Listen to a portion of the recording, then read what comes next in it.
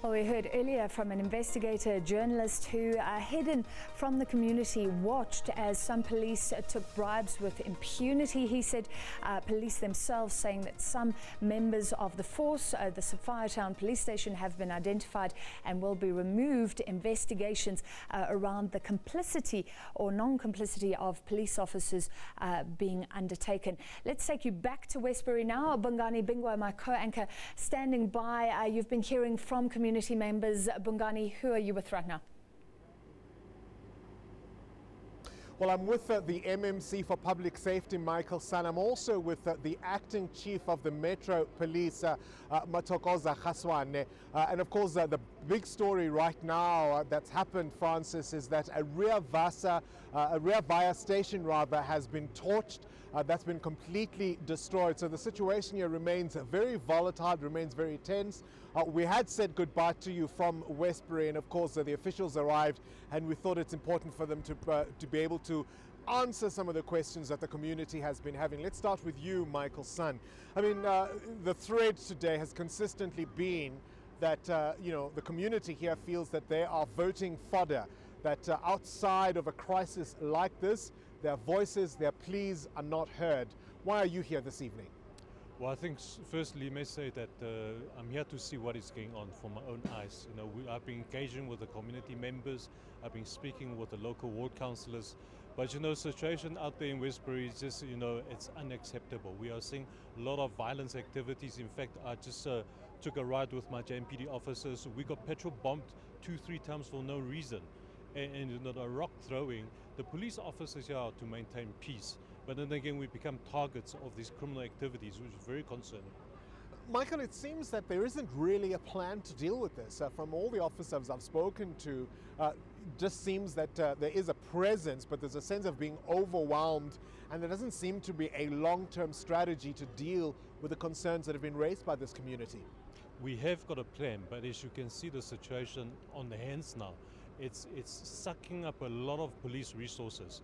Now, I would rather have these police officers from JMPD and SABC to deal with the criminal activities, the drug dealing, the shootings. But at the moment we can't, because we have to deal with the public order policing. The community would say the reason you're having to be in that situation is you haven't dealt with these things all along. I don't blame them for getting upset.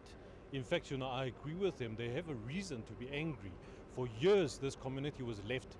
And whenever there's a situation, there's a violence, you see big shot politicians and big shot officials coming down here to have a meeting. But then there's no solution. But then we say there needs to be on the ground presence. We certainly from the city of Johannesburg want to deal with the violence, want to deal with the shooting, the drug dealing. But when this goes on, police can't do their jobs. Where's the mayor? The mayor is unfortunately not in the city at the moment, but we are here. We are here to deal with the situation, but the mayor is well aware. In fact, I just spoke to him. He knows the matter. Before I came on air, I was on text message with him, so he's well aware of the situation. What we want to urge the residents is that please, let us do our work.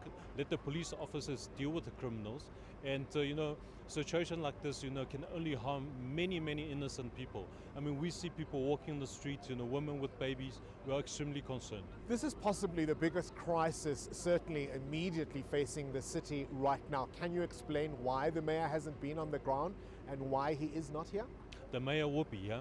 I guarantee you he will be. It's been 4 days. It's been 4 or 5 days. Why hasn't he been here so far? Well, look, the mayor has a lot of other business to do, and that's why a lot of the work that we have to attend to is the MMCs. In fact, this is my portfolio, MMC for Public Safety, so I'm here on the ground on behalf of the mayor. And I think most important thing is that we need to find a long-term, like you said, a sustainable solution to deal with the drug dealing and deal with the crime, the shootings in this area. All right, let me talk to the acting chief of the Metro Police, Dr. Khaswane. What's the plan? I mean, we talk about a long-term strategy that's going to make sure that this isn't just an issue of police visibility because this happens to be a hotspot right now. What's the long-term strategy? I think it's quite correct that there is a problem around here, and basically that is why even as senior police officers, as the acting chief of police, I decided that together with the support of the MMC, I should be out here to come and give support to our officers that are on the ground, to try and ensure that the community out here is safe, and the violence that is happening is kept. But basically, coming back to your question as to what is the long-term strategy, I think that is going to require a whole lot of involvement from various parties to sit down and ensure that the concerns of the community that are being raised are really dealt with. Because the community out here is just saying to us, listen, we've been saying to you as the police for a long time, there's these drug dealings that are happening in front of the police, there's matters that are happening, please deal with them. I would put it to you, though, that as things stand, the best you are managing to do is maybe control some of the traffic. If you look deep in terms of what's going on in this community, the police don't seem to be in charge of what's going on. Certainly, the Metro Police officials don't seem to be in charge of what's going on. This situation is not under your control.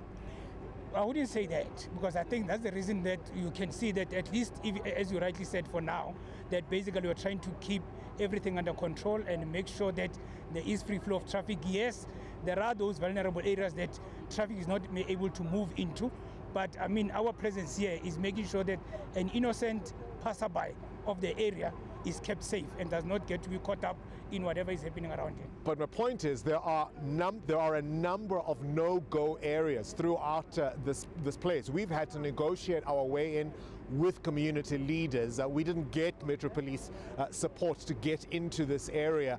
You're not in control of the entire Westbury, are you? I wouldn't say that again. We are in control. And basically what is happening is that if we had been aware that we wanted to go into certain vulnerable areas, we have been talking to some of the community leaders in this area, even during the day. And we have come to an agreement with them that as much as, yes, there are grievances that the community is raising, we would like that at the same time let everything come around the table so that it can be sorted out without all this violence that's happening. So we are definitely trying to be in control of the situation. All right, we'll have to leave it there with the acting chief of the Johannesburg Metro Police Department, Data Khaswane. So they are here on the ground. There is some police visibility, but as I also say, there are no-go areas where access even to motorists is simply not possible. There are areas of Westbury that have been blockaded with big rocks, and we've had to negotiate our way into the community to be able to come and give you the reporting that we've been able to do this evening. The situation remains tense overnight. That Ria Vaya station completely torched, we understand, as protesters really continue to say they want their voices to be heard, and all eyes and all expectations really are on the message that this community is going to receive from the National Police Minister Bekicele when he comes here tomorrow morning, and that's where we're going to leave it for now.